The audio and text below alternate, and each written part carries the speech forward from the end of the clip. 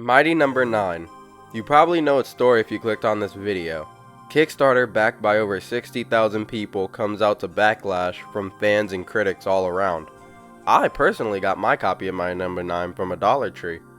To be quite honest though, I've recently played through the game a couple times and didn't just enjoy myself, but had a great time through my playthroughs due to one thing I focused on. Let's start with Beck's controls. He can of course move left and right, jump, and shoot 3 shots from his buster, the basics for a Mega Man inspired game.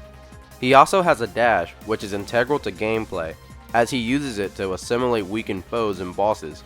This can give Beck a speed boost or upgraded buster shots. The dash also allows him to get under certain segments of stages.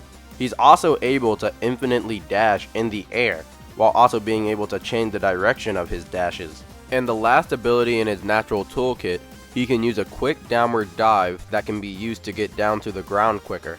And that's why I find Mighty Number 9 so enjoyable, its focus on speed. Everything in Beck's arsenal allows him to quickly move by in stages, and most enemies don't have too large of a health pool, allowing him to quickly blast and assimilate them.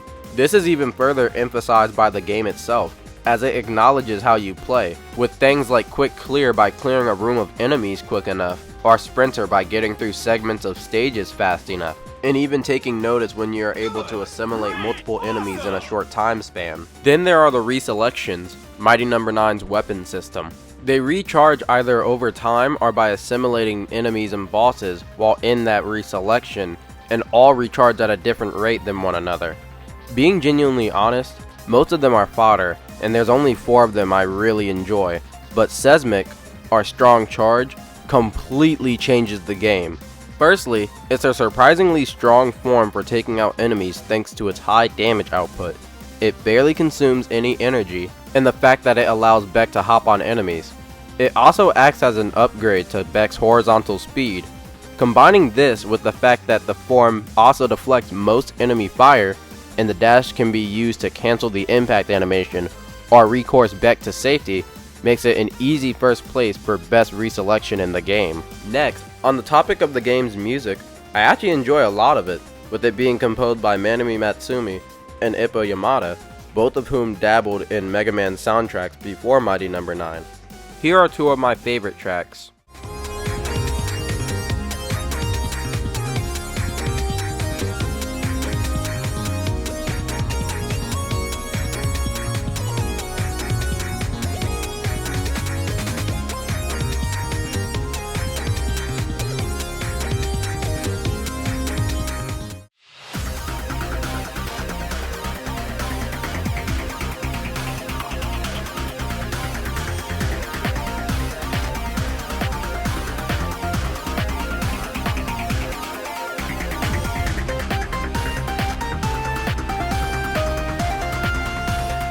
Now let's talk about the bosses.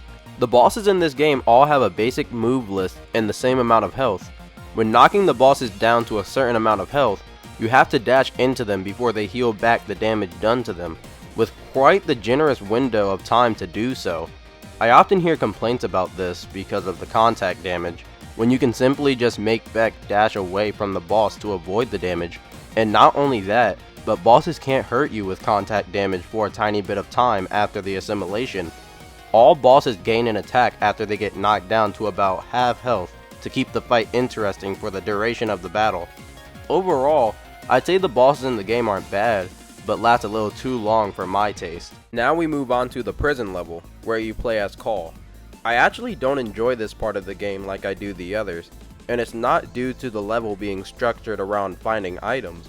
It's because of how Call plays. Call can do almost everything Beck can do, par 2 major downgrades. Her buster can only shoot 1 shot on screen at a time, and her dash doesn't assimilate enemies. The reason both of these are so bad is because the buster can't shoot as rapidly, even if she hits something, making it so you have to wait to fire again if the shot gets deflected off an enemy. And the dash not being able to assimilate enemies signifies something many people have a distaste for, including myself. Enemies take a long time to kill utilizing the buster only. Like, a long time. With Beck, bringing this up was unnecessary, as he could of course just dash into a weakened foe. But Call doesn't have that luxury. This is made painfully apparent in a section where you face a swarm of robots, like you would with Beck, except the restricted firepower in Nerf Dash makes it a slugfest. I guess I miss playing as Beck so much I literally dashed into an enemy. I guess to compensate, she has a hover, a shield that is admittedly a cool part of her kit, but she can't fire while using it, and a crawl. Also, I don't like the boss in this stage, but that might be more of how it's structured than Call's playstyle, very much overstaying its welcome. At the end of the day, are there parts of the game that I think are weirdly or badly designed? Most definitely. These electric turbines that you have to be very precise to pass. The fact that if you die once in Counter Shade's level, you have to replay the whole thing unless you're at the boss fight. And yes, the game could use some more polish, but at the end of the day, I do enjoy the game a great amount. Thank you for watching this far into the video. Have a great rest of your day.